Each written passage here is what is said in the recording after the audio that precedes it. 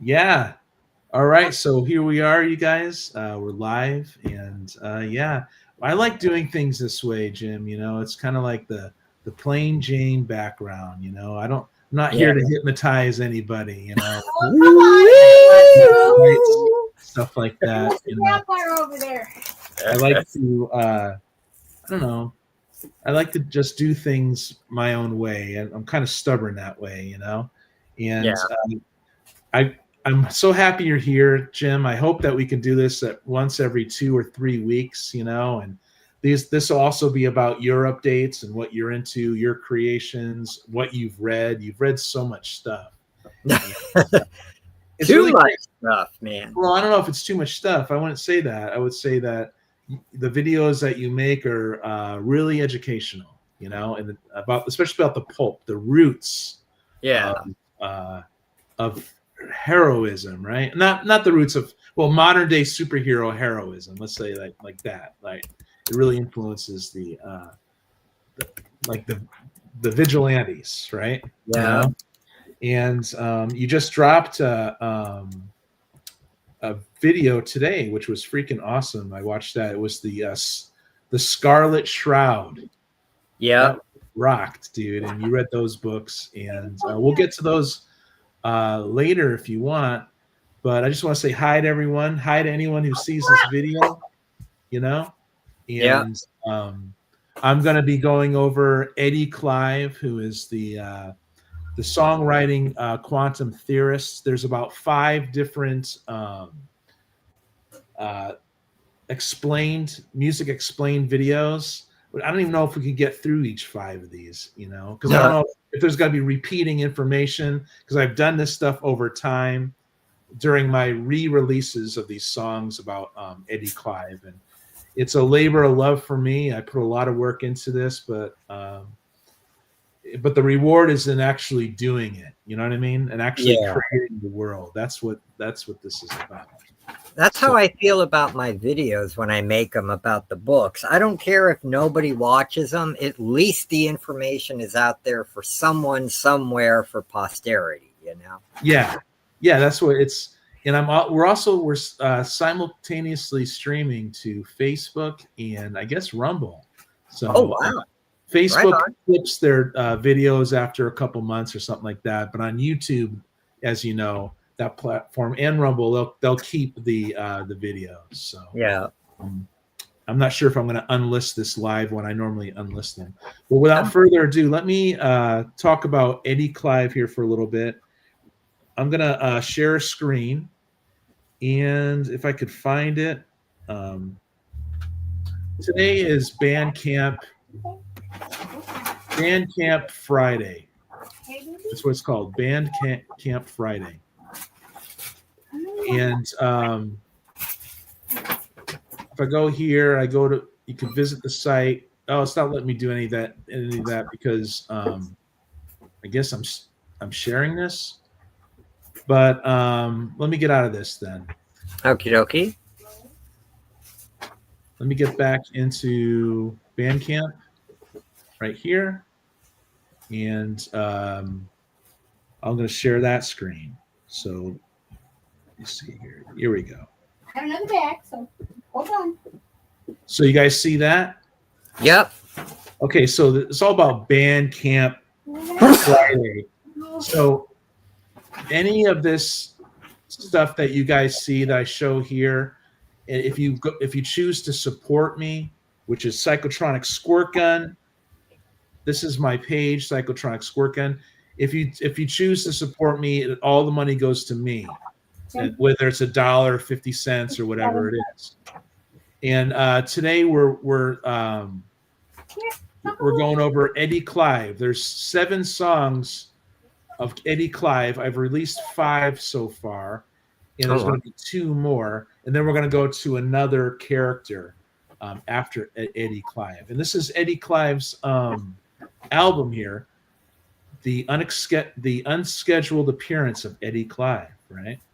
Is he a protagonist or an antagonist? He's a protagonist, but he's likened unto the tarot card of the Fool, right? Where he just stumbles into things, and doesn't realize the greater picture in life or what's happening. And that's what this virtual cues is about. And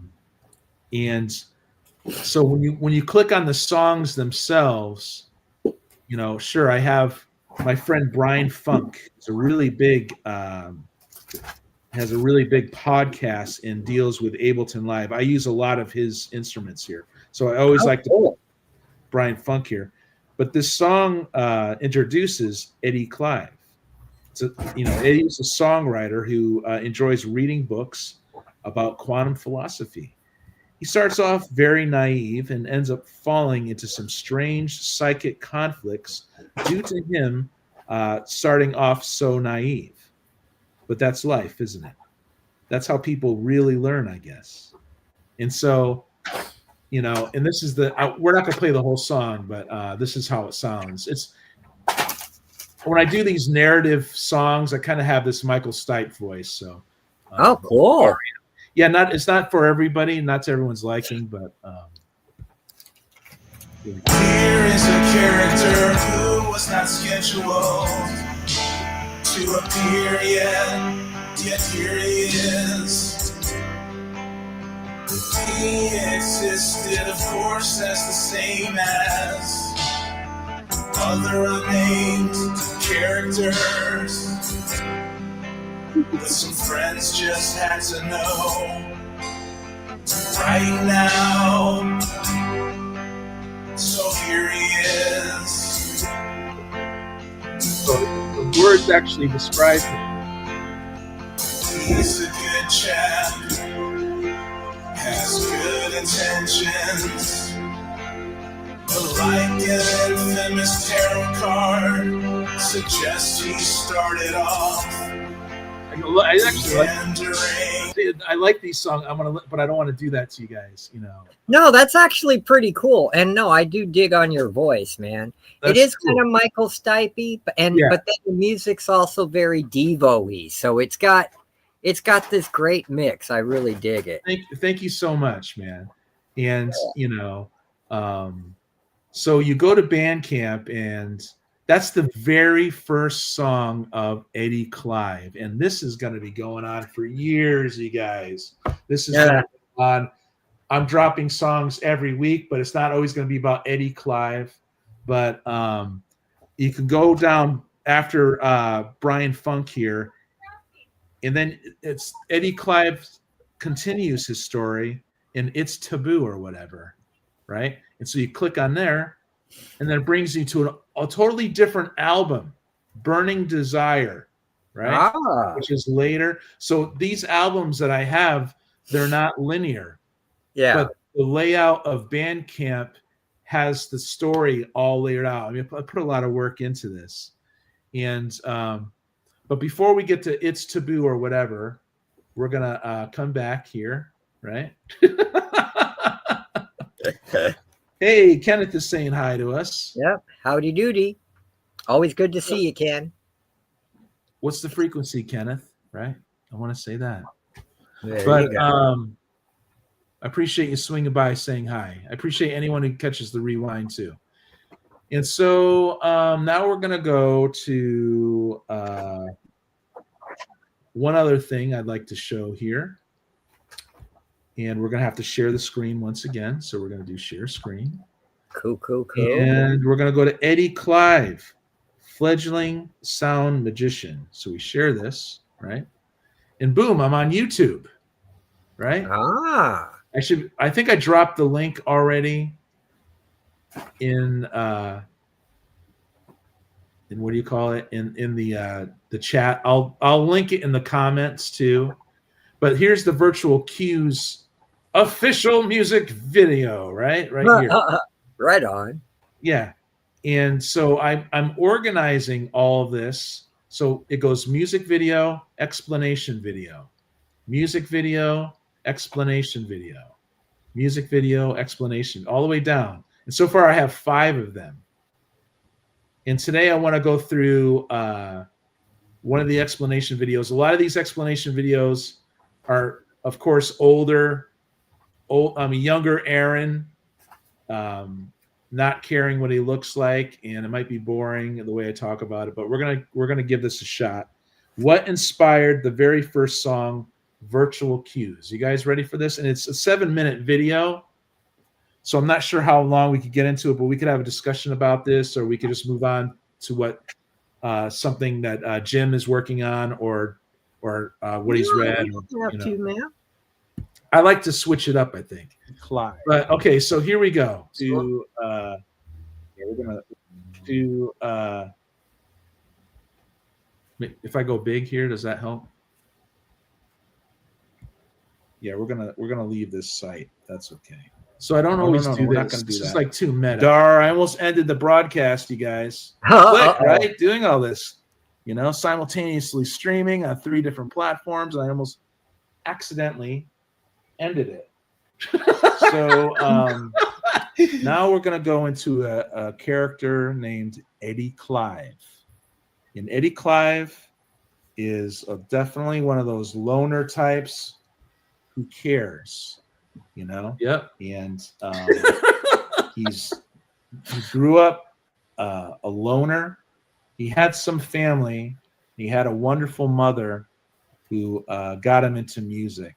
So he's a multi-instrumentalist, but he loves his rock and roll. You know what I mean? He plays that freaking guitar. But he also enjoys quantum theory.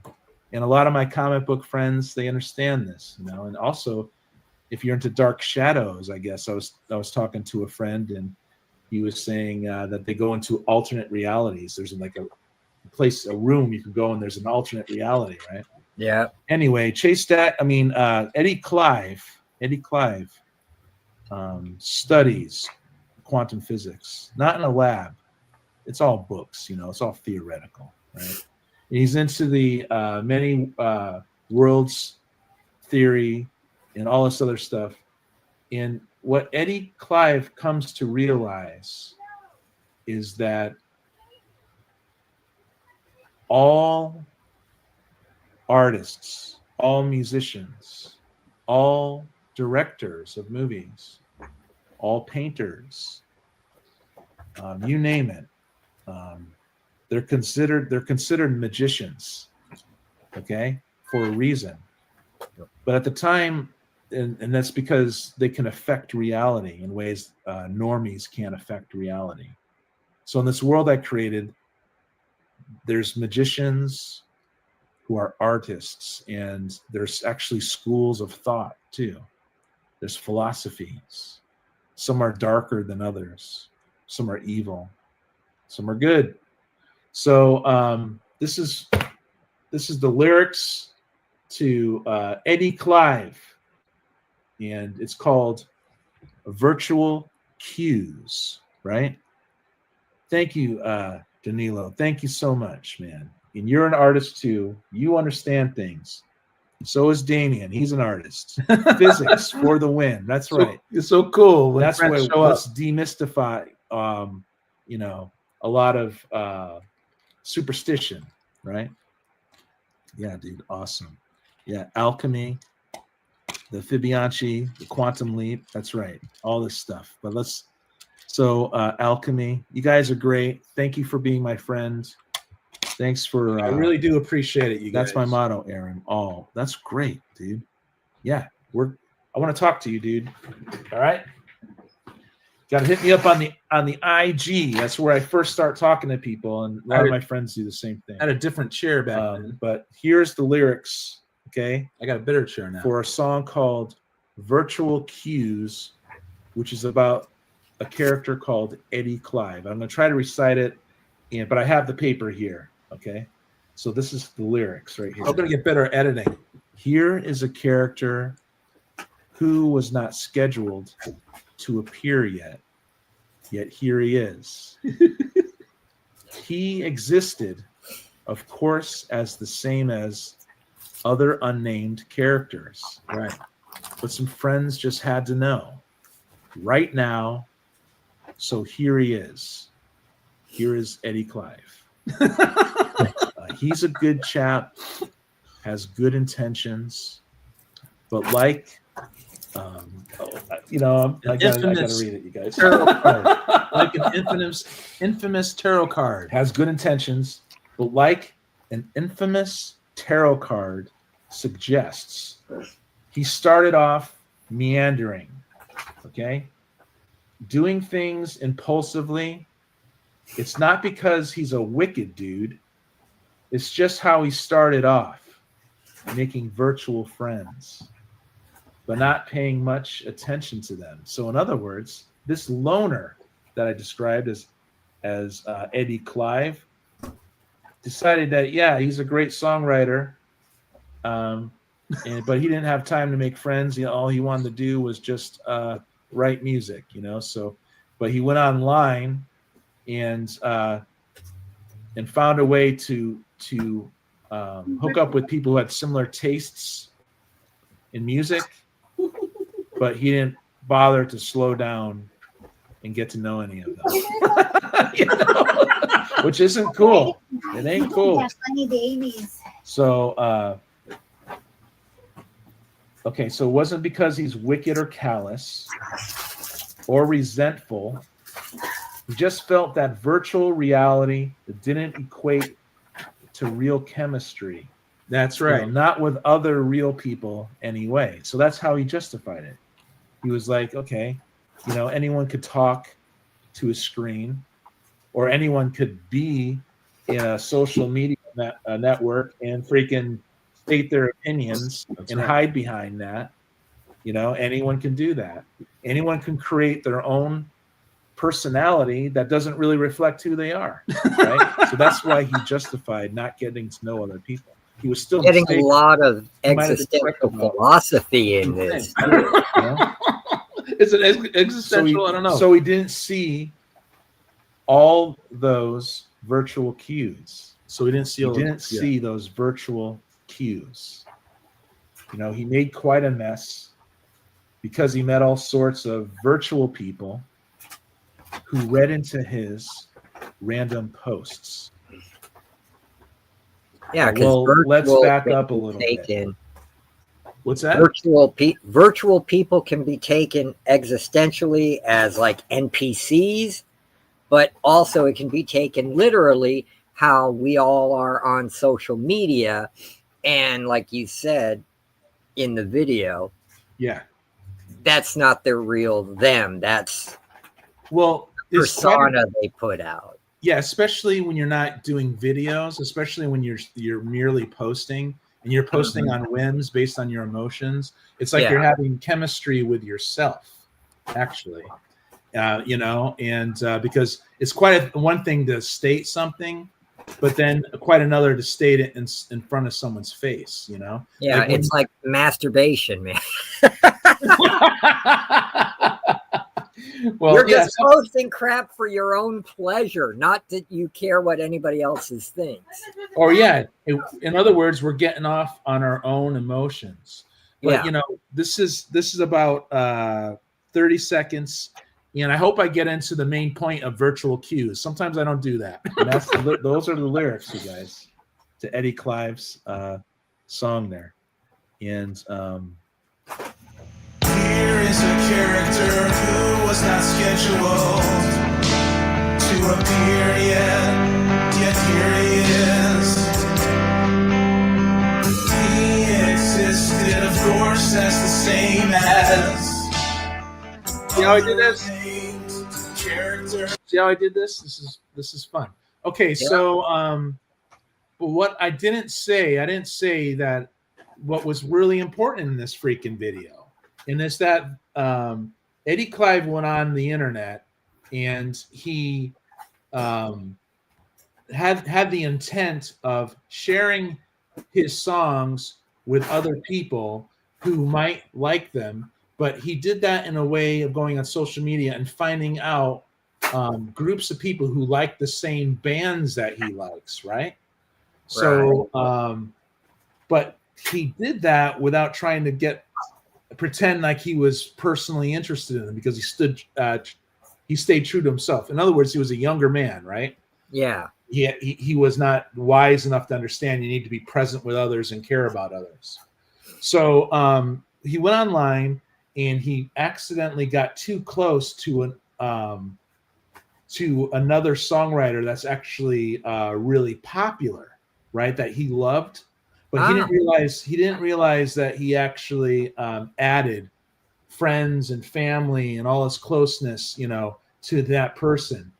And what he didn't know was that the person who inspired him was actually a good person that had his own like school, so to speak. This is all fiction, you guys.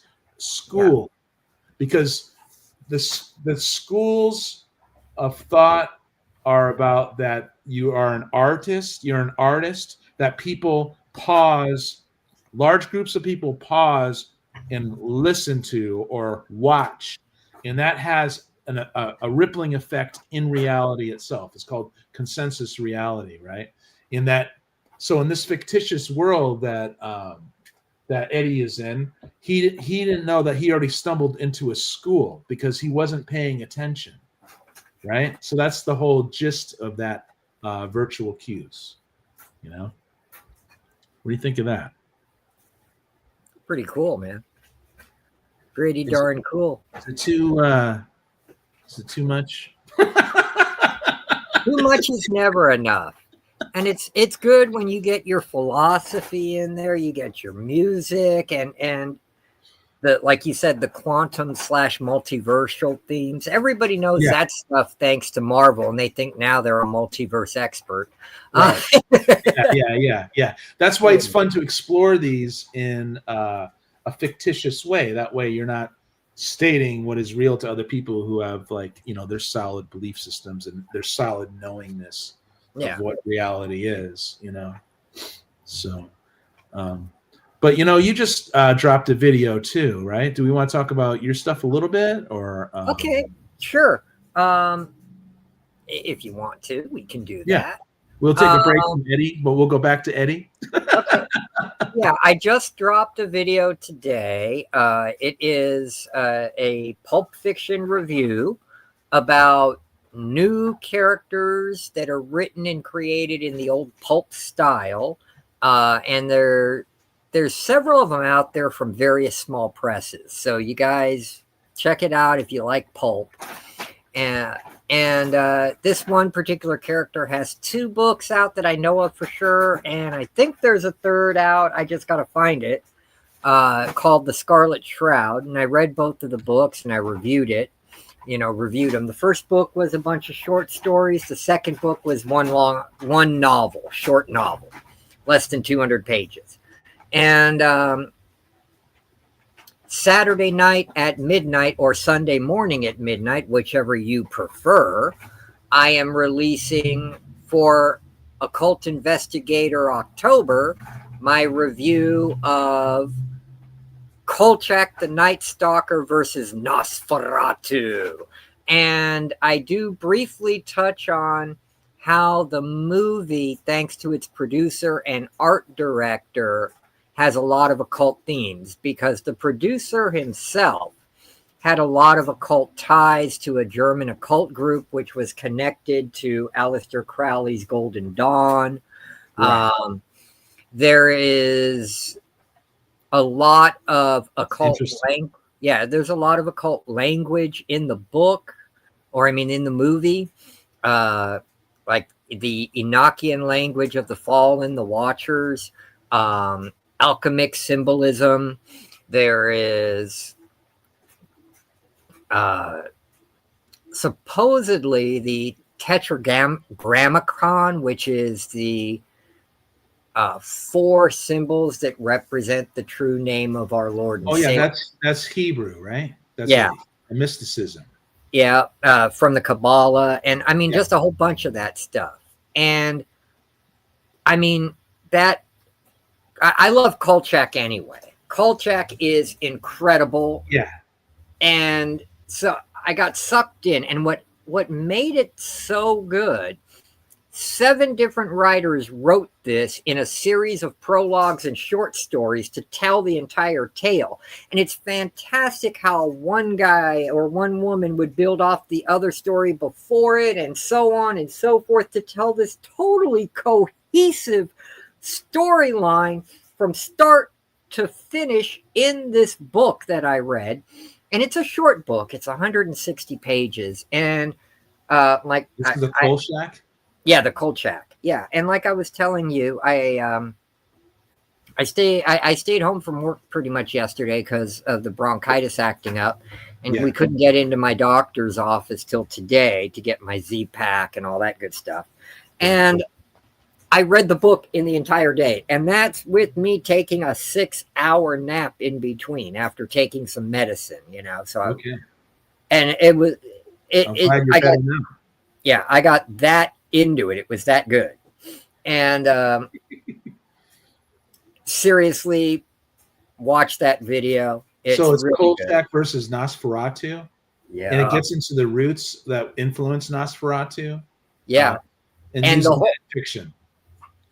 Well, they use it in the fiction because the whole point of him fighting Nosferatu is there is a society of well-to-do film historians. Most of them are actors in their golden years that have started a society, quote unquote, to preserve the golden age of cinema. And somehow they have a completely restored, unedited version of the original 1922 Nosferatu.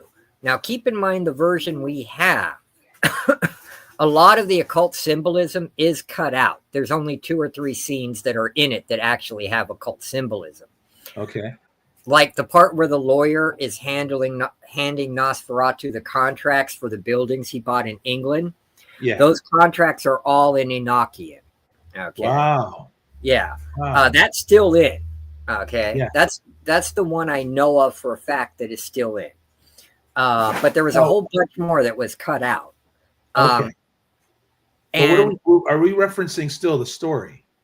Yeah. Well, they tied the truth of all that stuff being in there into the story. So Nosferatu was not necessarily a true being, or you're saying he was? We don't know. We can't say. It's so awesome. Yeah. We don't know. Because with the occult ties that were really with this movie, from the producer, the art director, and all that, we have no clue. Okay? But somehow these guys got it, the uncut version, and they're going to play it to 200 people. They're going to sacrifice those 200 people while watching the movie. And because the whole movie is an occult rite, the uncut version is an occult rite that will actually bring Nosferatu to life out of the film. Like in Ring, you watch the video 7 days later, she comes out of the TV to get you. And Kolchak is there to stop it? Kolchak, a detective that works for the LAPD, because this is all taking place in Hollywood, California. Yeah. And his boss, Tony Vincenzo. Yeah. The story, you get sucked in. That's a cool story, man. Yeah, and I'm not telling anything else. That's the premise of it, based on real things. Okay. Yeah. Because if you research the actual movie by Marneau, was funded mainly by occult organizations in Germany and the UK. Hence why all the occult symbolism was in the original movie. Wow. But only a few scenes of that are still left in the prints we have today. There is no uncut print, but in the book, supposedly there is. Right. Yeah, that's what's great, man. That is what's so awesome. Wow. That is so interesting. I find all of that film, and like I was saying, then that ties into the whole dark schools too. There's dark schools in this world that I created, and it's all about this whole thing about observation. Observation, and why is that needed from people? To observe things.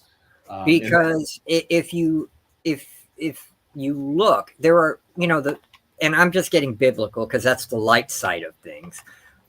It tells you in there that many people have scales over their eyes and they will see and hear, but they can't. Meaning, right. You tell them the truth and they just abjectly ignore it, which we see today in real life. You show someone irrefutable proof and they just have cognitive dissonance against it, and circular logic of the snake biting its own ass or tail in this case to somehow confound it. It's like an onion, man. It's got layers. No, it doesn't. A is A. Right. Good is good. Bad is bad. There you go. Yeah, I find that interesting, and I also find it interesting the idea of evil requiring still like a whole bunch of people observing an act. Like, why is that so important that the beings themselves observing an act empowers the act? It's ritualistic and legalistic, okay? And legalism goes back to the days of Moses. Keep in mind that the morning star, the old morning star, before he got cast out in the great war in heaven by Michael, knew God's word and laws better than any other angel up there. Only God himself knows it better. Right. So if you turn evil and you know all the laws of the good guy, you're going to find ways to find loopholes and corrupt those laws and twist those laws. That's why there's always a price, right? With magic, that's what they say. Magic exactly. Price, because you learn something, but there's always something that takes from you, takes from your life, Exactly. It's like when the fallen, because I mean, even though it's not a book of the Bible, it's still a good read to give you a context, because Genesis only has the one line where it says the sons of God, meaning the angels who were supposed to watch over and protect us, found the human women that God created to be very pleasing and went down and mated with them. And that's where we got the giants and the heroes and the other gods like Zeus and Odin and all that. They were born, and what we call the Nephilim. A lot of people don't know is that they taught humanity occult practices. They taught them war. They taught them how to do all manner of horrible things. And then their children did horrible things. Their children sacrificed the firstborn to, their dads, which were demons now at this point because they fell. And there was always a cost. I mean, you learn that stuff. All this stuff is so interesting, like to me. But most people, they get instantly like they don't want to associate. I can't even say most people, but a lot of people. I think more and more people are just interested by these subjects. Well, here's the cool thing: we are seeing a renaissance.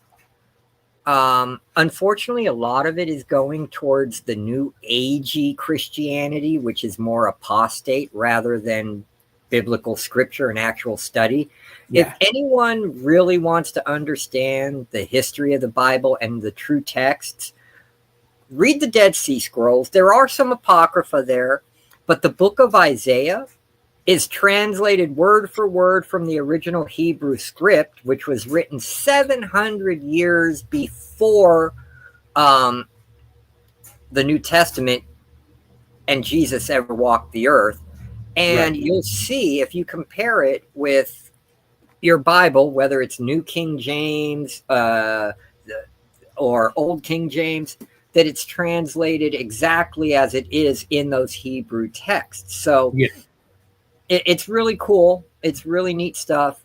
And there's a lot of miscorrections people have on a lot of that stuff. So I just would suggest do your own deep dives and watch people who really know that stuff and the history behind it. Because one reason I suggest Wes Huff is he's actually a PhD in forgotten languages and old scriptures.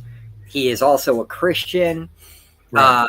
So he's able to really deep dive, and he's been on a lot of shows. He's the one who beat that Benny Johnson guy who tries to push the Anunnaki theories in a debate and showed him, dude, you mistranslated this. You're taking this out of context. This, because I know you're talking what I got my PhD and I know this crap. Okay. Yeah. See, and watch him, really it's cool. Like for me, I like these concepts in the context of like fiction, and it sparks like interest in the what ifs, and that could be true, and but a lot of people, they get turned off when other people start telling them that what is real and what isn't real, That's why I think that comic books and sci-fi and fantasy and stuff like that, that's where a lot of people come together and they start talking. Like now with the Marvel movies and stuff like that, where you're talking about, quantum physics and the multi worlds reality and stuff like that. People want their escapism, but they don't want to be told what is real. You know what I mean? And I find Christian myths awesome. I think they're beautiful and I love them. You mean I find them interesting too. But I also want to explore other things too, other myths. Well, I dig that, but trust me, you will come back to the Christian beliefs because it is the one true way. It's the only here's some just historical evidence. Any government who takes Christian precepts, and the law of Moses, especially the 10 Commandments and say the Beatitudes and things like that, they have prospered. They've been healthy and they lived. When you build a society off of other things, it always destroys itself. Won the bag. Which is why we see this infection of demonic communism coming in, which is it's the same old demonic concepts. They're just trying to package it in a different way. Yeah. And they keep trying the same old tricks. I mean, bottom line is like people love the Egyptian gods or the Viking myths with Odin and Odin's son and Thor and all that, but they don't.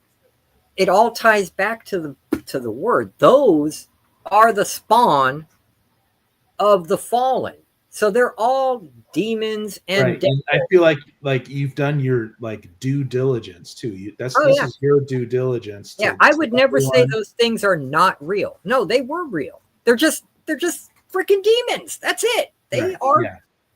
Because it even tells us that demons and devils, such as Lucifer, can masquerade themselves as angels of light and gods. Yeah. But we're not here to talk religiosity. We're here just to talk about your music. I feel like it's cool for you to do that, Jim, because you need to get it out there off your chest that this is what you're about, you know what I mean? And you're here to educate. I think I've told enough people. They know, first of all, I'm Christian. Second of all, because I'm Christian, that makes me a conservative because it just aligns with what I believe in. I believe in Adam and Eve, man and wife marriage. I am pro-life to the motherfucker. I mean, abortion is just another form of Baal worship. You're sacrificing your children. Do your research and check it out. And saying it's a zygote, Go Right. watch the video of a lamb, baby lamb. Go get pregnant and see how Yeah. alive it is. And if that doesn't get you and you're a Marvel fan, go watch Fantastic Four, where the Invisible Woman shows Reed the baby inside, showing little Franklin. If Right. you still think it's a clump of cells and a zygote, I'm sorry. Yeah. Life begins in insemination, boom. Anyway, and I believe, no, you don't murder. You don't murder people. Yeah. Not for their beliefs or anything like that, but you can kill someone in self-defense. You're not supposed to Right. sit there and take it. We're not patsies, Right. Yeah. And I do believe that whatever side you're on, whether it's, if you got to pick a side left or right, it's not about that anymore, because they're both corrupt, evil, working for the same Right. freaking cabal, man. Yeah. You're getting tricked. Yeah. So when people describe fiction and the highfalutin concepts of fiction, which is based in reality, but they're just the what ifs of reality, right? So a lot of people can't just explore concepts without getting triggered or something where they have to set the matter straight. Do you know what I mean? That goes with programming. That's because that's how people have been programmed for the last couple of generations, and it shouldn't be that way. For me, when I was young, I'm talking from the ages of 18 to 25, I read all that deep fucking shit, all that Franz Kafka and Kierkegaard and Nietzsche. Well, that's why, I really respect you've read a lot, And so. I get it, I get it. But that stuff keep in mind that stuff is so much taken out of context and was written just for the time we were in. Like all of Kafka's story, he was in a very oppressive Czechoslovakia or Prussian country that was ruled ironclad by a communist Russia type government, Joe D. McPhee, what's up, man? And that's why swinging by and saying hi, my man. Appreciate it. That's why I love guys like this. The Shadow. Yeah. They know right and wrong. Yeah. And they know that you cannot let a fool out of prison 39 times and think he's going to stop killing people or stop assaulting women or stop stabbing someone in the neck. No, you're just letting him out to do it again. Yeah. When the Shadow took someone out, he took them down and they did not come back. And that's justice. The punishment should fit the crime according to the laws. Jody McPhee knows that as a writer. He's done a lot of stuff, and he wrote this Amazonia right here. I know. Awesome books. Awesome books. So, V for Vendetta is an incredible story. Oh, speaking of writing. Like 100 times. Yeah, but the book is better. The book is Alan Moore's maxi series, so much better. But I do love the movie because Hugo Weaving was perfect at it. That motherfucker can act. A man who you can't even see his face, but just his voice alone. Yeah. Man, now that's a man who can act. And to think he started off playing a drag queen in Priscilla, Queen of the Desert back in the early 90s. That's the first movie he ever did. Seriously. Wow. Amazing.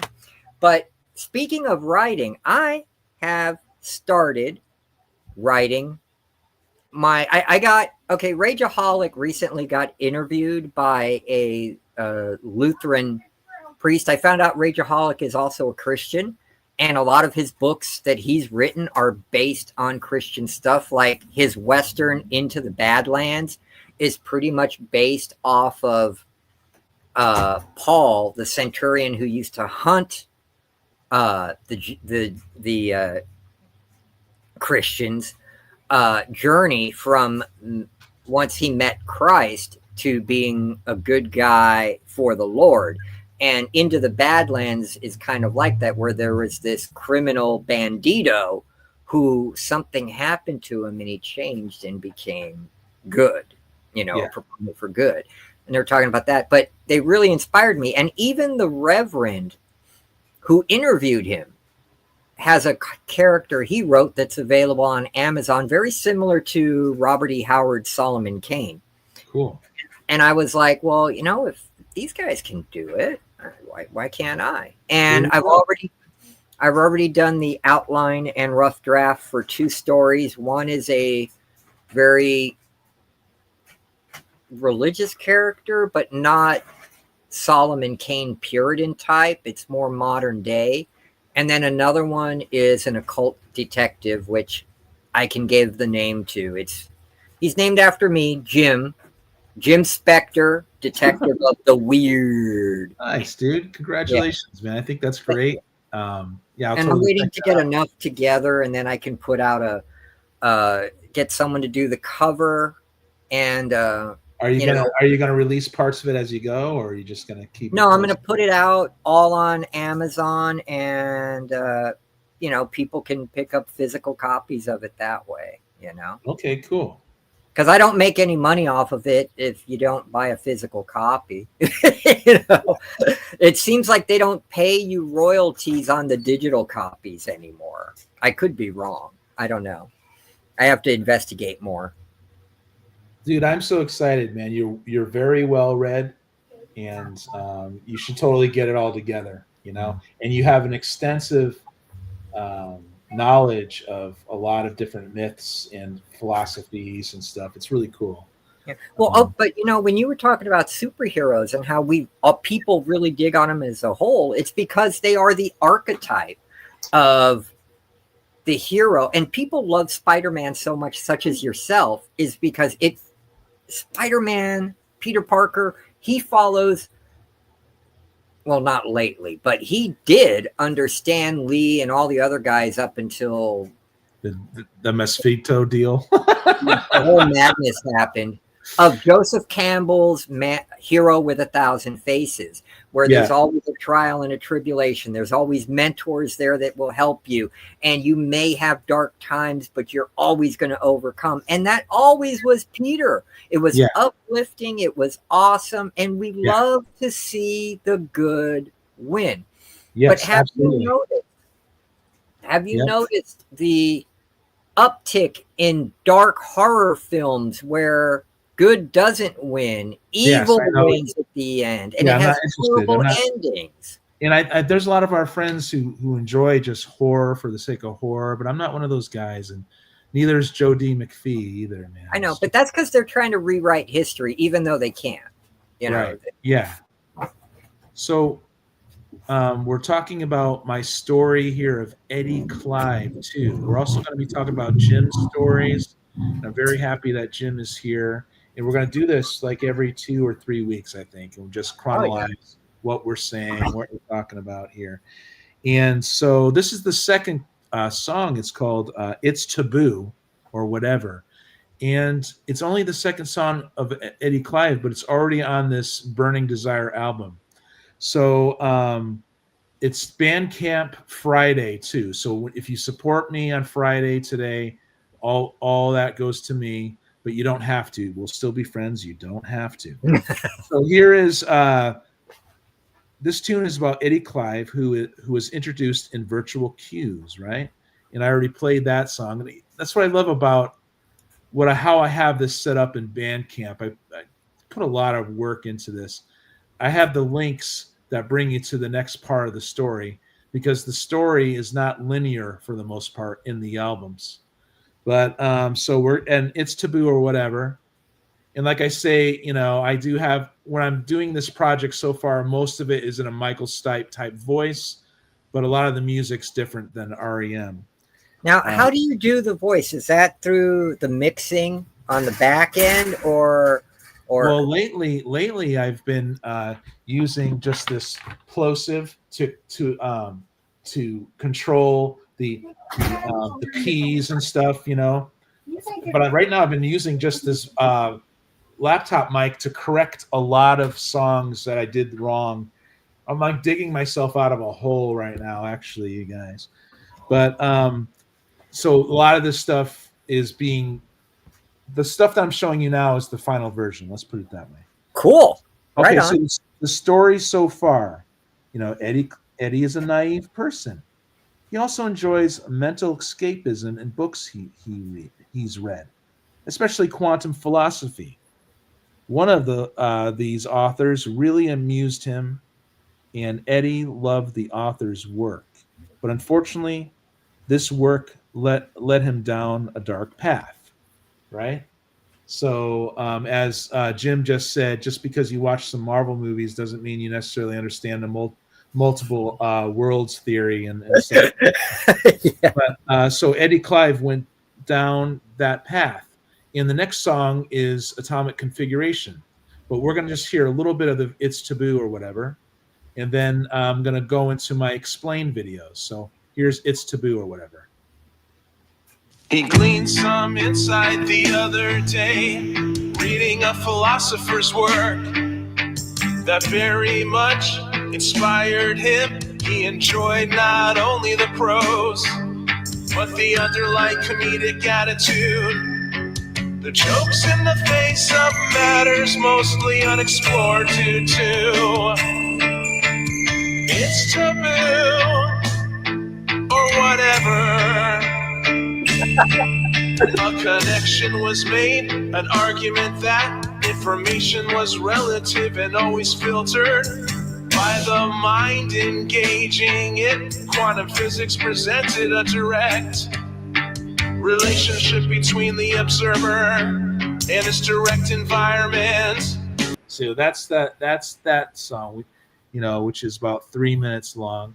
It's much more Devo than Michael Stipe. It really is, because Glad you said that. Yeah. you don't use rhyming lyrical archetypes. Right. You're telling the story. Yeah. And it's really cool. It's very much like a very Devo-esque, man. And I dig Thank you that. so much. I love the early Devo, Are We Not Oh, Men? yeah. We are Devo. Yeah, we once streamed before, and you were listening to It's a Wonderful World there. Yeah. And then another one I really dig by them is We're Through Being Cool. Yeah. I don't know if I'm Thank you, familiar with that. Aaron. Thank you. My so wife much. digs your stuff too. So here's Atomic Configuration, the third song, but we're going to go now to an explanation video. And what I do here is I go and I remove this, and then we're back. See how we're back, dude? And then I go down here, and I stop that screen, and then I could go share another screen. This is incredible technology, people. You know what I mean? Yeah. And what I did before, okay, so now I'm sharing this.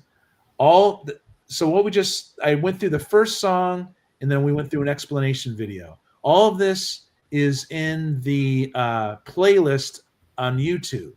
So freaking awesome. This is the video of It's Taboo or whatever, which you guys should totally check out if you haven't. It's a lot of fun. And right now we're going to go to the explanation video. Hopefully this one was better than the last one where I start editing. I don't know. We'll see where we're at here. Last week. Or I'm going to pause here and yap. So thanks for joining me. This is like my personal vlog where I yap about things. I yap.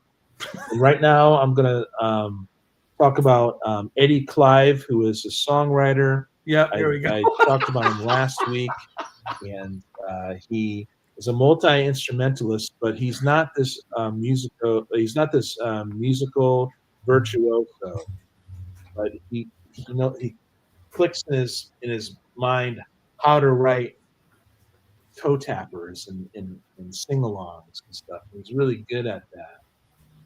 He has an innate knack for it, And Are you playing around with the video? Is that it? Loves I quantum used that physics. He on loves the interplay. Yeah, I see that. Between the concepts of like what light is. Is it a particle or a wave? So what I do is I go live and I read lyrics, but I also explain the character. And then afterwards, what I do is I edit these videos and I release them on Wednesdays, 10 a.m. as a premiere, meaning the video drops and there's a live chat, and that's every Wednesday at 10 a.m. And so that's what this is a product of. And what's the difference between a photon and an electron, and how come someone merely observing a quantum mechanics experiment, the mere observation of that experiment affects the outcome of the experiment, you know? And he's really intrigued by all of this. And, you know, he's a little naive, you know? He's, you know, he gets out and stuff, but he, you know, the things that are going to happen to Eddie Clive is just, it might seem tragic, but he gets through it. He finds out through his own path that that every other musician that makes it, especially out there, is a part of a school. Gotta love Joe D, man. A mystical, magical school or whatever, where they affect reality, where they warp reality, they bend reality. So this is about Eddie Clive actually finding a new philosopher, picking up a book that he really enjoyed, and a lot of connections are made in his brain from this book. And so he started applying the philosophy of the book into his works, which is the music, right?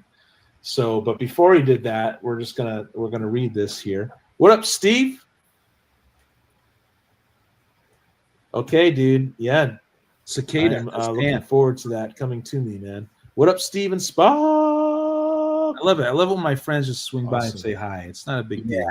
Revisionist, you know? Invaders pillaging. Invaders. Okay, so this one's called "It's Taboo" or whatever. Right. So he gleaned some insights the other day, reading a philosopher's work that very much inspired him.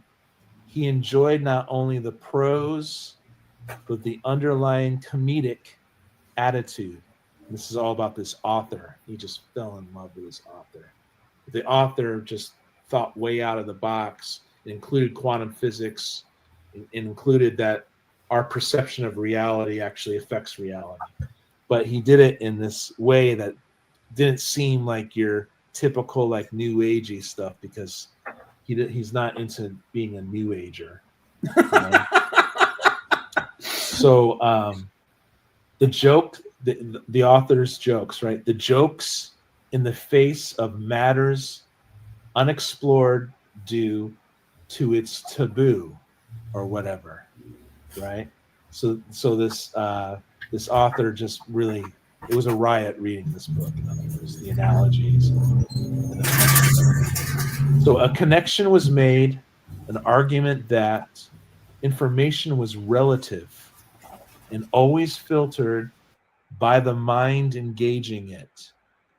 Quantum physics presented a direct relationship between the observer and the observer's direct environment, right?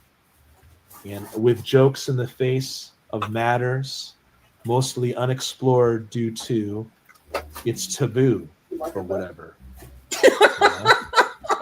Dude, it's a trip, so, because imagine that subatomic almost particles clinically, like a scientist writing down the entangled with others results of the experiment, which is really cool.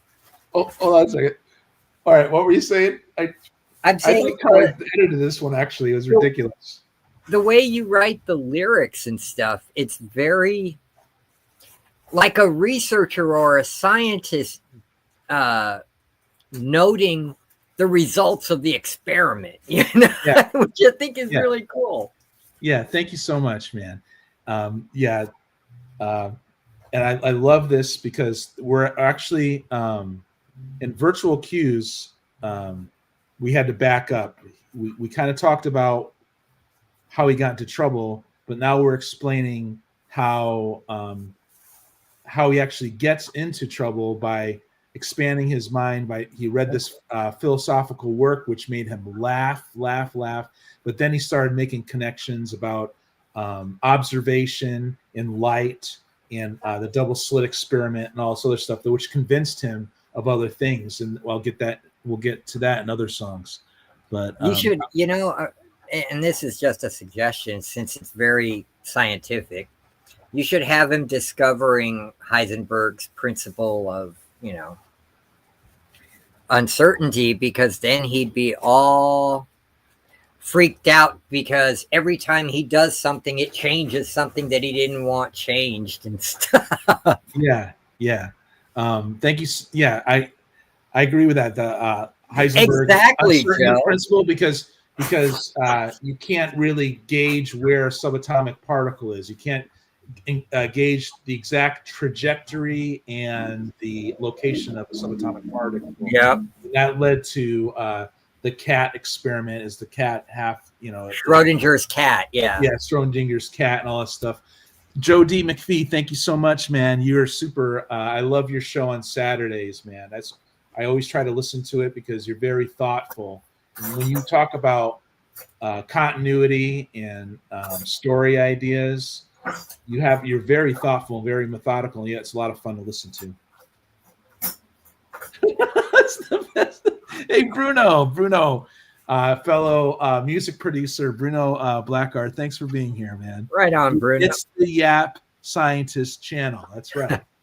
And I love that you said that. Thank you so much. I love that Joe D. McPhee decided to sing this. It's my channel, and I'll yap if I want to. Yeah. Well, you can. It's your channel. Do what you wish. Don't make me hijack it. Imagine that I want a subatomic particles around the observer were entangled with others, not in its direct environment. So he was contemplating that, like the quantum entanglement theory, where you can mesh two electrons or photons together and change the information one, and then separate them as far as you want, and the information seemingly instantaneously changes the information there. Right. That's really cool. He liked that. Eddie Clive liked that too. Right. The author said it was true or greatly probable, which is close to being true, and therefore most of the time is true. So just the attitude of a joking philosopher who didn't seem to care about it's taboo or whatever. And he jokes in the face. He laughed in the face of the Joker. I don't know, it's kind of written down the wrong way there. So that's what he laughed in the face of the Joker. It's not the Batman's Joker, but there's other forms. There's other Jokers out there. There's other clowns. Yeah, he laughed in the face of the Joker. He gleaned some insight the other day, reading a philosopher's work that very much inspired him. He enjoyed not only the prose, but the underlying comedic attitude. The jokes in the face of matters mostly unexplored to The music is very REM. It has that Georgia tone, totally REM. Oh, that's the wrong one. I didn't want to show that one yet. Huh. So, I'll be right there, good sir. Okay, so I was gonna move on to I love that Jim comes on with his commentary, and he's so intense, but he's on the side of truth, and he feels like he has the truth, but he's very, very methodical in the way he thinks, and he reads a lot, and I really like that that he does that. I like my friend Sandman Mystery Comics, Jim. The only thing is missing is for Clive to realize that people who understand this will come to the ultimate truth at different times, despite the energy hit them at the same time. Yeah, that's interesting too, and I think that's why we should have more patience with each other, because we're not all at the same place. But Eddie Clive, he's a musician and a quantum theorist, and he realized that reality to him is comprised of energy on carrier waves, and that was the best way he could boil it down to that. And then he realized, as a songwriter, he was actually putting words onto waves of sound, which is vibrating air. And so he starts making those connections. But I'm getting way ahead of myself. But yeah, Eddie Clive right now is just this guy likened unto the tarot card, you know, like the fool. He didn't know what the freak he was doing. He went online and he had a profile, like a face. It's kind of like, this is all fiction, you guys. He had a Facebook profile and started adding people who liked a certain band that he really loved, right? And he didn't realize that he added all these friends and families of the person himself.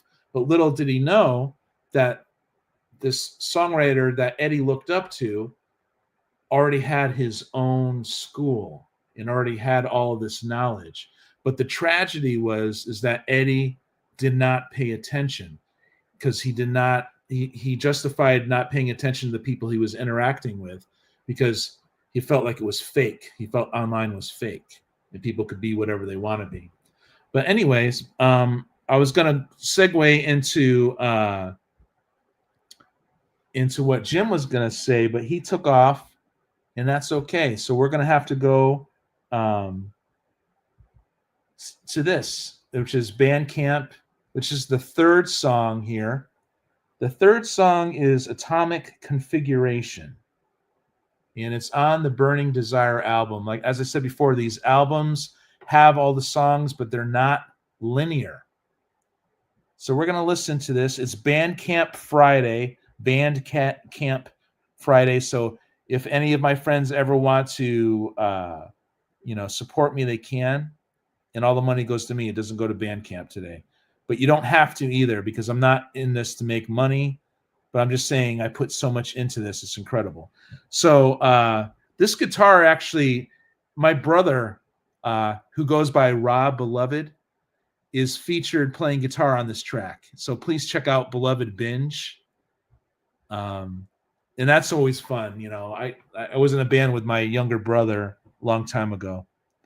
So this song is about Eddie Clive, who was introduced in Virtual Cues. And then there's a link here. You could click on the link, and then it brings you to Virtual Cues, which is the very first song. And then we just did It's Taboo or whatever.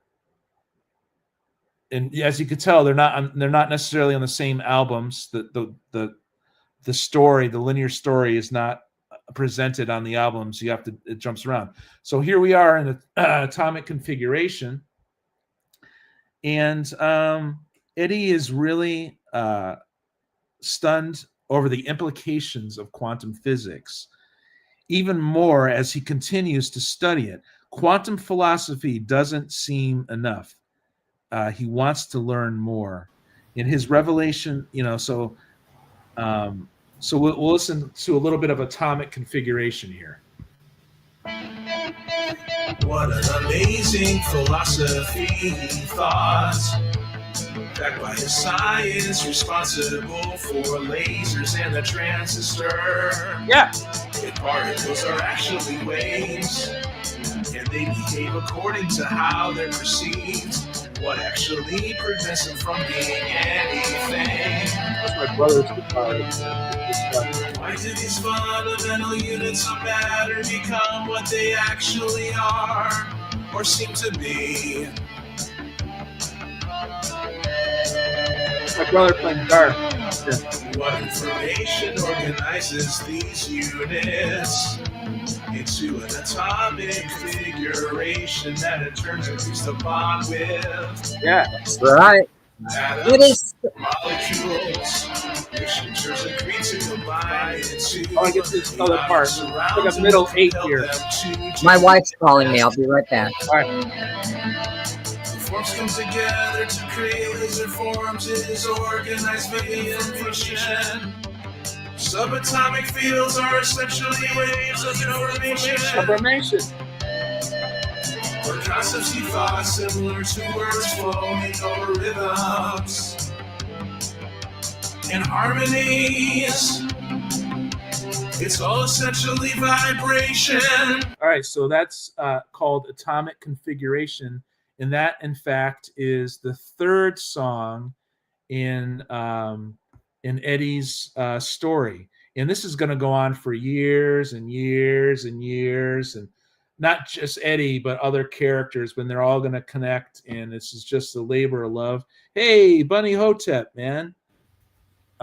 50 Bridges, man, right here. This guy's another music producer.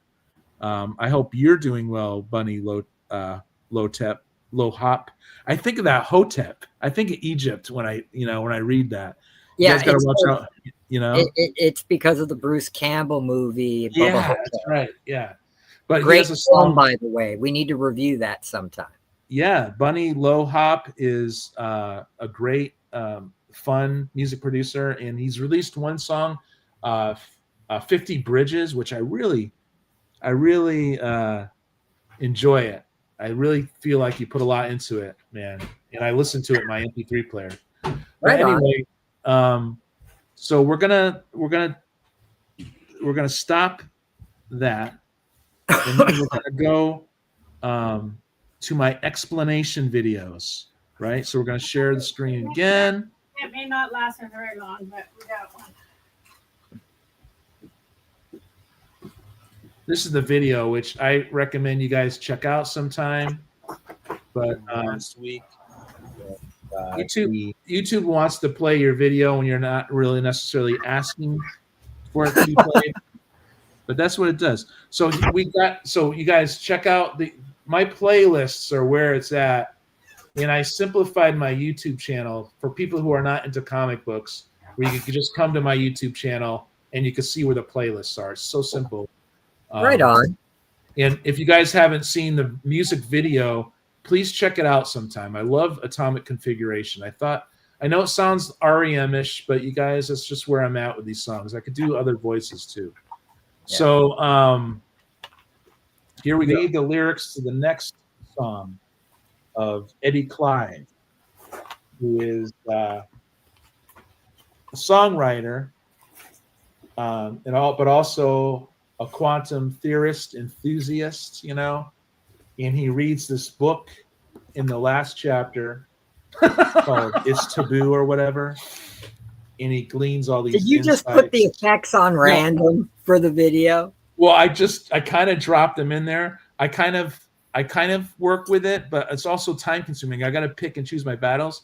So sometimes ultimately it's all random, but it's fun. It makes me laugh. I don't know why, about the nature it's of pretty reality. Cool.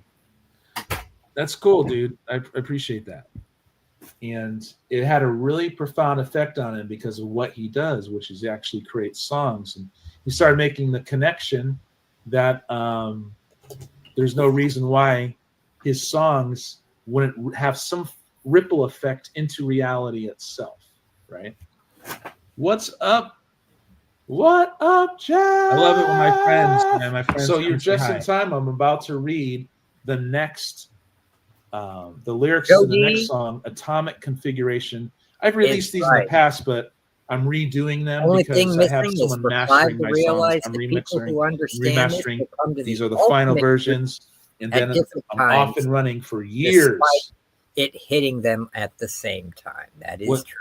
Yeah. He let me see. Let's we all come to the light, but not all at the same time. Yeah, and that's why I think we should all have patience with one another, even if we have even seemingly conflicting deep convictions. It's like, you know what? Why don't we focus on the important stuff of friendship and patience, and have a good time, but also not be afraid to contemplate deeply and or to read these books and have fun with them. There's no reason why we can't do that, because I find that's the reason why people read comics or watch a movie or read a whatever novel, is that they like the escapism. They like going into the huge adventures of the mind sometimes. Funny story. It's a funny parable, actually.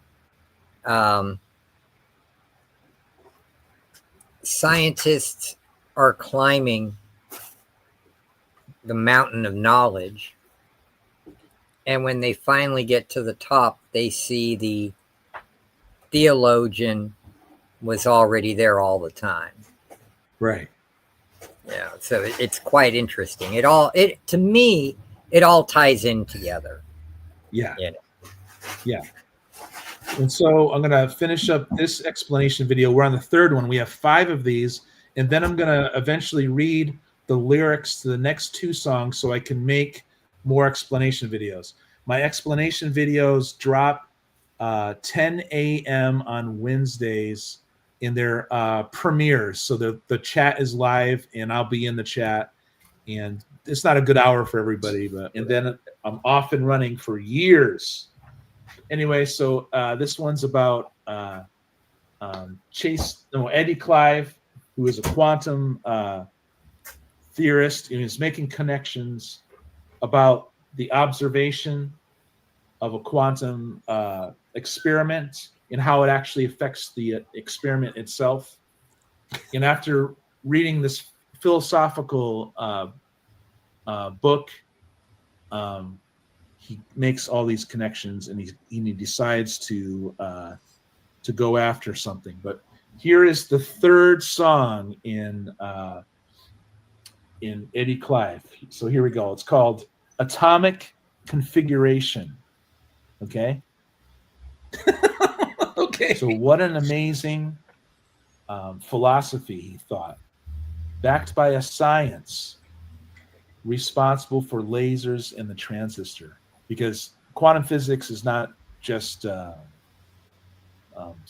philosophy or a theory. It actually predicts the behavior of the subatomic world, which is really awesome if you think about it. It's based on potentialities and stuff. It's based on potentialities and stuff. If particles are actually waves, we're talking about subatomic particles, right? And they behave according to how they're perceived, what actually prevents them from being anything? And so he's referring to the double slit experiment, in which our very observation of this experiment has an outcome of either particles or waves.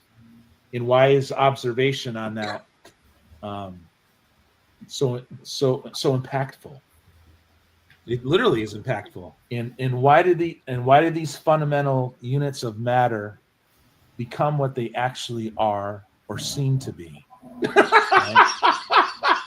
I don't know. And what information might drive people nuts. organizes I like it. these units, these subatomic particles, Very chaos theory. into an atomic configuration that in turn agrees to bond. I got to rewind that part. I might have laughed over something. This is an important part of what Eddie was contemplating. Eddie Clive's contemplating this, a fictitious character, okay? Into an atomic configuration that in turn agree. I got to back it up. And why is observation on that so impactful? And why did these fundamental units of matter become what they actually are or seem to be? Right? And what information organizes these units, these subatomic There you particles, go. That's what I want to get to. into an atomic configuration that in turn agrees to bond with other atoms to form molecules, which in turn agree to combine into the objects around him. What compelled them to do this? So there's almost like a subatomic agreement. There's an atomic agreement. There's a molecular agreement that holds everything together. Holds everything together. Eddie Clive, and he knows it has to do with vibration. So these forms come together to create laser forms, is organized via information. And subatomic fields are essentially waves of information, right? Or concepts, he thought, similar to words flowing over rhythms in harmony. That's the connection he made right there. It's all essentially vibrations. And so this is the atomic configuration. This is where Eddie Clive actually makes the connection after reading this book by, so far it's been an unnamed philosopher, you know. So thanks for listening to this. I'm going to edit all of this. You know, it'll drop Wednesday for an explain video, and then the video itself drops Monday. That's right. So I want to thank all my friends for that, for being here on YouTube and Facebook. What an amazing philosophy thought, backed by a science responsible for lasers and the transistor. If particles are actually waves, and they behave according to how they're perceived. That's right. What actually prevents them from being anything? Love it. Why do these fundamental units of matter become what they actually are, or seem to be? Just pose the question. This song reminds As he me picked up his Okay. you know the guy who did that song Cars? Was it Gary Yeah, Newman? Newman. Yeah. Yeah, that's what it reminds me of. I would listen to Very- that over and over and Yeah, over. very synth pop 80s. I dig it a lot. I do. I dig it. And then you having that cold scientific language to the lyrics just fits perfectly. Yeah. Yeah, thank you so much, dude. Yeah, like the music itself isn't that innovative, or it just gets the job done as far as like any pop song would do, you know, like with a beat that reinforces the words, right? You know, Right. But that's cool. That's a high compliment and stuff. Yeah, but we gee, can- I've attributed your music to now two greats from that era. You got Gary Newman and you got Devo. So I know, man. I know. It's so, thank you so much. And that's what it's about. This whole journey for me is just like, it's just friends and stuff. And someone's knocking at the door. So could you talk about pulp stuff for a second here, and I'll be right back. Sure. Well, what I'm doing right now, I am creating my own pulp universe. I have created two characters, a Holy Avenger-like character, similar. It's distantly similar to Robert E. Howard's Puritan Solomon Kane, but more in the modern era. It's more like Punisher. Imagine a Christian version of the Punisher, if that would make sense, you know. And then my other guy is an occult detective where he goes after all the weird crap, werewolves, vampires. He takes the cases no one else would. Black-eyed children, killing families, you know, all that weirdness. And I'm going to try to create a couple. Like Kolchak would? Yeah, and except instead of just investigating and reporting on it, he stops it, you know? Yeah. And I'm going to probably create a couple more characters to round out everything, because you're going to need just one pulp kind of guy, and that's, you know, just a guy in a mask that has to do something outside the law, just pure vigilanteism with a very strict moral code.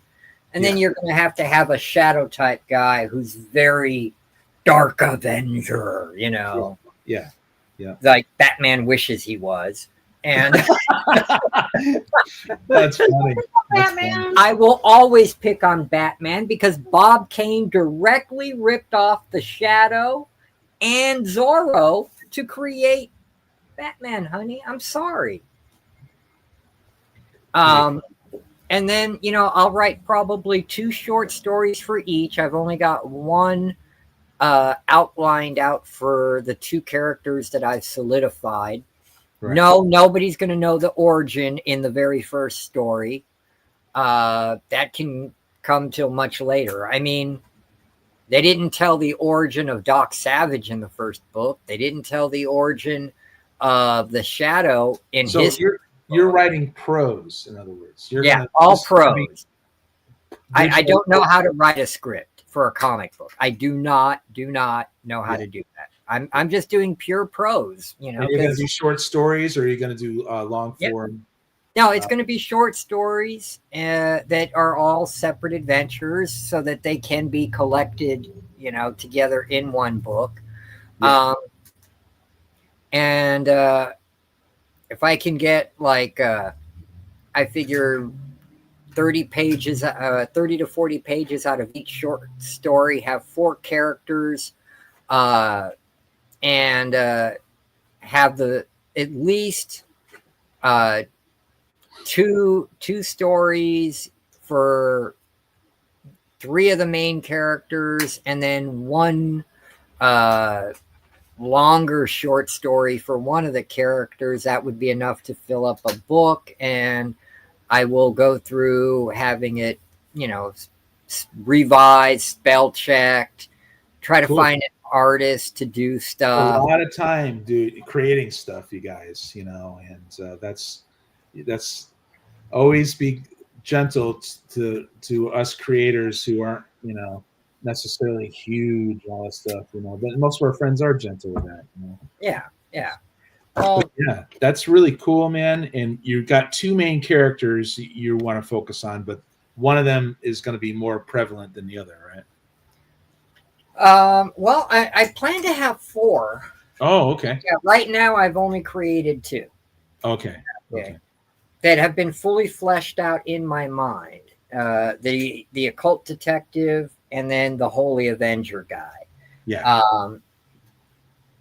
And I was talking with my son, who is also a very good writer, and I gave him the rough outline of the first story for the Holy Avenger, and he was saying, yeah, this is good because it leads to conflict later on with the organization he's with and all this other stuff. There can be neat ways to tell this story.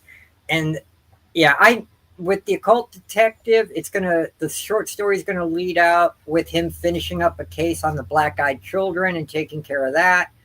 But the main crux of the story is going to be some kind of creature. I don't know if I'm going to cop out and do a werewolf or a vampire. I mean, both have been done to death. Still fun.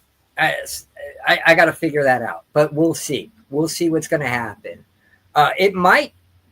I think something that might be interesting with him is him be hired by a family of werewolves. Oh yeah, that is.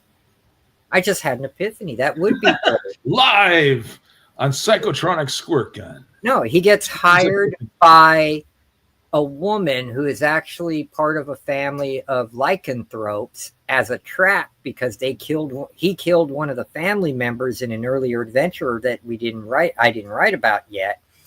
And the house is set up as a death trap for them to try to get him when he goes to do the investigation. That would be a neat story. Yeah. Cool. Okay. And I have trademarked and copyrighted it. So do not try to plagiarize my shit. Yeah. I will sue. Very good, Jim. Very good. Yeah. Well, thanks for taking it away. There was someone knocking on the door. It might have been my sister that she didn't have the key for some reason. Oh. So we just did the 3rd song called Atomic Configuration. And we're going to share this again. So, like I said, it's Bandcamp Friday. And I read this, and his revelations continue in his 4th song, which is Strung Together by Concepts. So this Atomic Configurations on Burning Desire. And then you click on, what I love about this is it always loops back to virtual cues. So when you're on the page and you just happen to like the song, you could read this and like, what? There's a song that starts his story, you know, and it loops you back to the beginning, and then you can move through all the songs.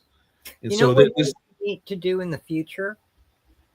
What's that? Put all the characters together on their own album. Yeah. I'll probably do that. Yeah, when you're done telling the story. Yeah, definitely. Yeah. I'm gonna have their own song. There's so much there's they so get much, you know. They all do. Oh, did they have their own songs? Oh, okay. Yeah, like this is his fourth. This is Eddie Clive's fourth song. We're on the fourth song, and this one's called "Strung Together by Concepts," and we're on Action Epiphanies. See, I wanted to when I make these albums, I kind of try to make them so that here I'll go to Action Epiphanies. Well, yeah, there we go. This one has a lot of songs, 32 songs, but Wow. I try to make it so it's like an album, you know, like you know, that song leads into that song, and this song leads into that song. But strung together by concepts is Eddie Clive's fourth song, and of course I have Brian Funk's. If you're into Ableton, please check out his packs. I use a lot of his packs, and this song is about quantum, a philosophical songwriter, Eddie Clive. He's really putting some interesting quantum concepts together. Through contemplation and comparing and contrasting ideas, he came to a stunning realization that words and music could have an impact on reality itself. And similarly to the way that matter arranges itself according to the information held in atoms and molecules. So that pretty much sums up atomic configuration, right? So Eddie Clive got himself into a lot of trouble because he didn't know that a lot of other artists already knew this, and they were organized in different schools and stuff like that. He also realized that he can't possibly be the first person to stumble upon these notions. So I just said that. Isn't that funny? So you click on virtual cues, and you can go back to the first one, or you could go to the next one, which is Make the Connections, which I dropped this week. Make the Connections. So we're going to listen to Strung Together by Concepts just for a little bit. As he picked up his guitar to strum it, wave concepts impacting energy fields. Couldn't believe what he was actually considering. But all the evidence was there, and backed by science. Words form concepts, and are concepts in of themselves. Yeah. Strung together by symbols most folks take for granted. All right, so that's that. That's Strung Together by Concepts. Needs more echo because it has a very dreamlike quality. Yeah. And I think if your voice echoes more. Yeah. Boom. Okay, cool. Yeah, maybe I'll. That's just me, though. What do I know? No, I'm not a it's cool. musician. Like you said, a lot of these songs, I had to do a lot of work to change them, and so this one I want it to be final, but I'm not sure if the vocals are up too high or they need more echo or something like that. But so yeah, now we're gonna go into here. We're gonna remove that, and here we are, dude. We're back. And wherever we go, there we are. Yeah. And we're going to stop that screen so I could go to the other screen. So now we're talking now this is the video for Strung Together by Concepts, which I hope you guys check out. Read the lyrics to the next song, of Eddie Clive. And so we went through all of this. My goodness. Strung Together by Concepts is the actual video itself. And then When Words Start Building Worlds is my explanation of it, right? This is my personal vlog I share with my friends. But I created my own world here. So this one is about Eddie Clive, right? Who is a songwriter. It's like redundant. But he's also an amateur quantum theorist, right? And so we introduced him a while ago, and he ends up getting into a lot of trouble. Because the connections he made through quantum physics, he didn't know that there really are like schools out there of thought that are quiet, right? So anyway, he's a songwriter. He picks up a book. He likes a philosopher, quantum philosopher. He loves reading about these concepts. He's very intrigued by the double slit experiment, right? In which scientists beam like little electrons of light into an interference pattern. Well, it's into two slits that if it behaves like light, it should have an interference pattern on the back of the screen. Yeah, now I'm describing. I'm sure you guys heard about this before. I'm actually describing the actual what it is about the double slit experiment is when someone's watching the back of it, that there is no interference pattern. That's what's really strange about it. That there's only like little bullet like light things in this experiment. Heard about this before. But if it's more of a particle, there shouldn't be an interference pattern, right?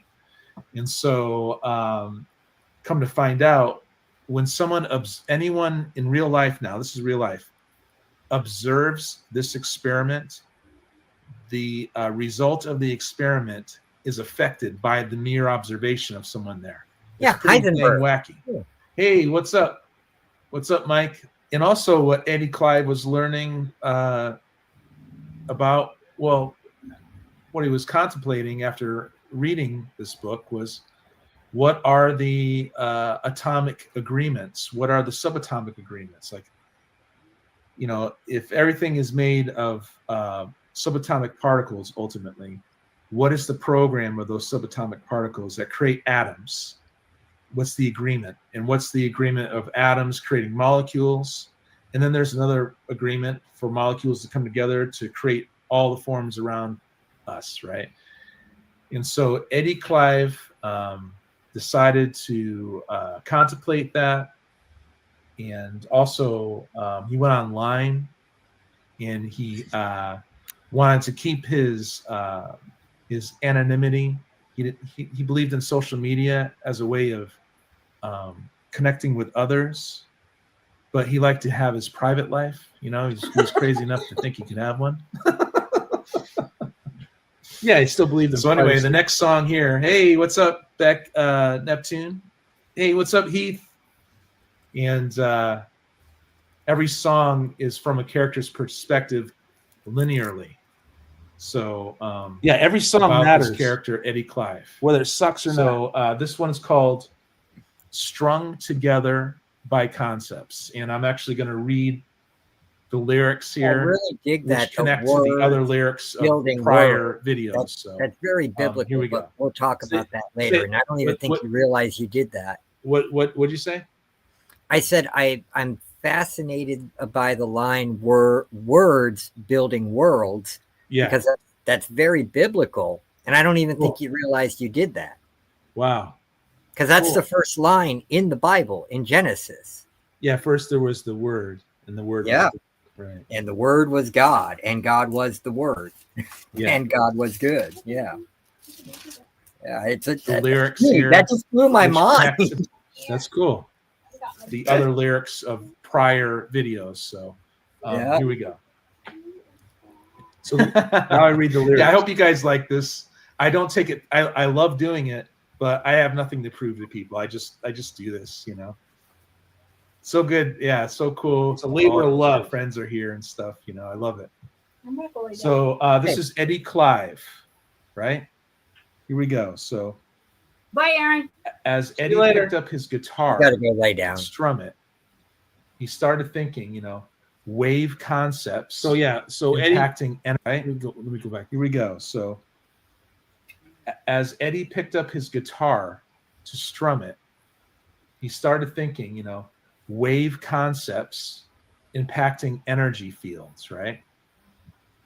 He couldn't believe what he was actually considering, but all the evidence was there and backed by science, which is quantum physics, which actually is used to create like transistors and to control light and lasers and stuff. It's an actual science. I know, based on probability. Based on probability.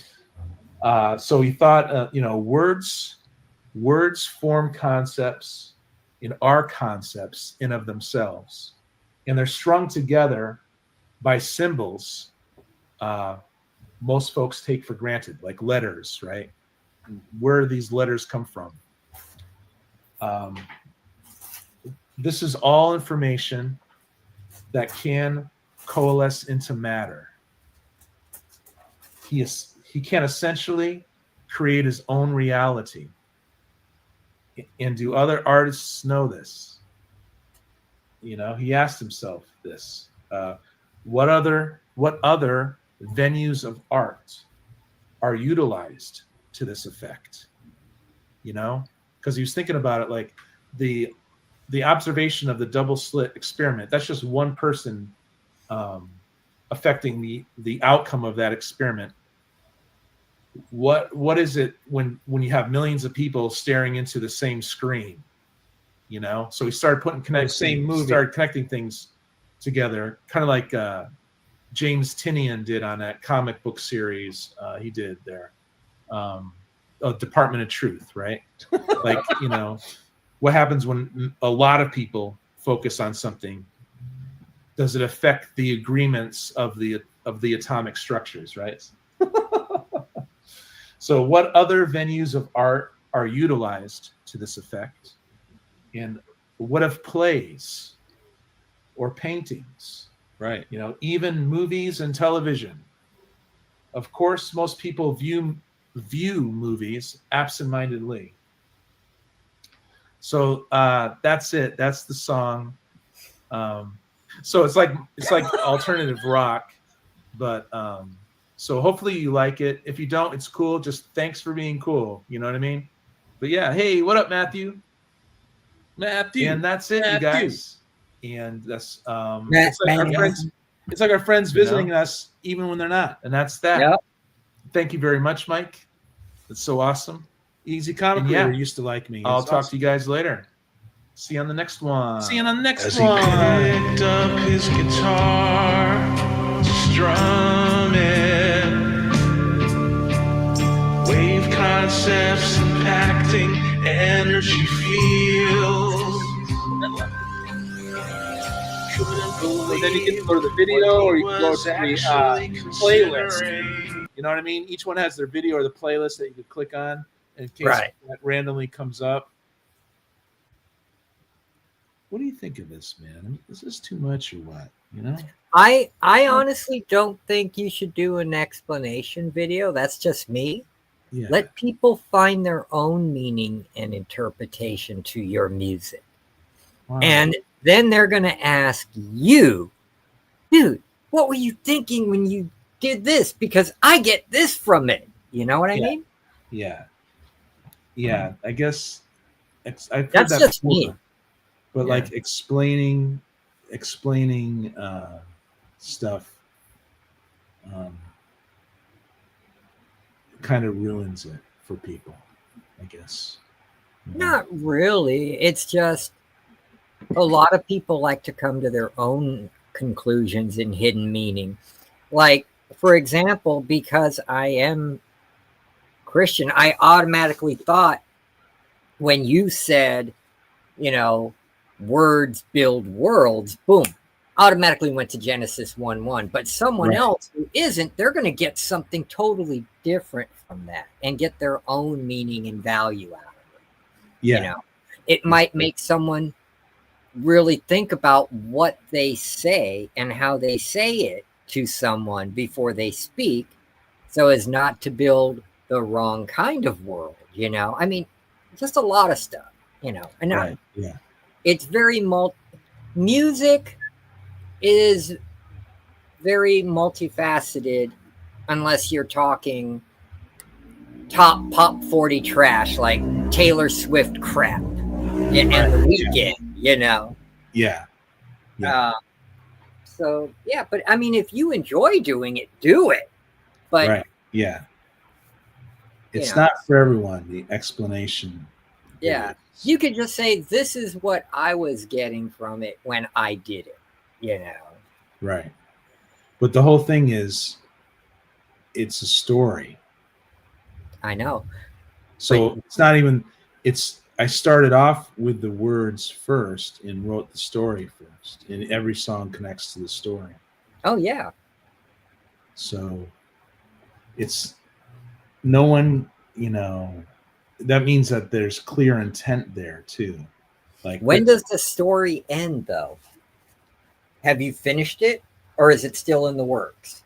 it's still ongoing for like ever. So it's going to go on for a few years until I wrap it all up. Never-ending story. Yeah. So, but yeah, it's a weekly release of songs based on the story, and I put a lot into this, and I know I'm stubborn, and people have told me this too. It's like, dude, don't explain your songs, but it's almost like I'm breaking the norm. I want to tell the story, and I want the story to come out, and so people don't have to know the story, I guess, if they just happen upon the song. That's cool, but Well, that makes sense. I but, mean, hey, you do what you want. It's your channel, and you can tell any kind of story you want. yeah. Just like, okay, I know for a fact when I do the pulp reviews, my channel gets at least 50, 60 reviews or views. At least they did the last time. Yeah. But anytime I do my scripture reading on the channel, I'm lucky if I break double digits. But I don't care. Right. I'm not, I'm not Yeah. doing it for that. Mhm. That is a part of me just as much as the pulps are, Yeah. I get that. And I so like how you people do want the escapism, but also Yeah. the story itself is escapism too. So Yeah. it's like it's a multi-layered multimedia story. So I'm gonna probably keep doing it, even if and document it as we go.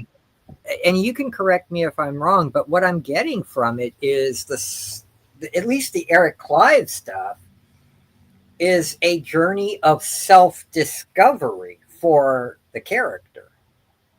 Yeah, but the character, it's just taking all these songs to explain his backstory is the problem. Right. It actually goes into a plot. It actually goes into how he gets into trouble with these other magical schools, and then it goes into another area of story about his dark dreams and in the past life he had and all this other stuff. So it gets really out there for a while.